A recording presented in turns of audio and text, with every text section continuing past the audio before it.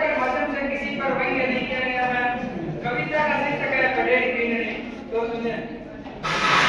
नुई नुई बीनड़ी जावन लागी घेर, जेठ को हो बिनो उठे रेती रेत। पर सोचो बापू मैं क्यों गाँव में पढ़ाई, इसको देकर जमीन वाला आची गलवे आई। घरे तो टिकन गावे को भी मेरी सास, पीएड करेली बीनड़ी कया लावे घास। पीएड करेली बीनड़ी कया लावे घास। पीएड में तो सारे दिन नक्को को नहीं तोड़ो, सास में हाथ सारे दिन नक्को मोड़ो। एक दिन सोची बन करके बिजली रात में काट दी।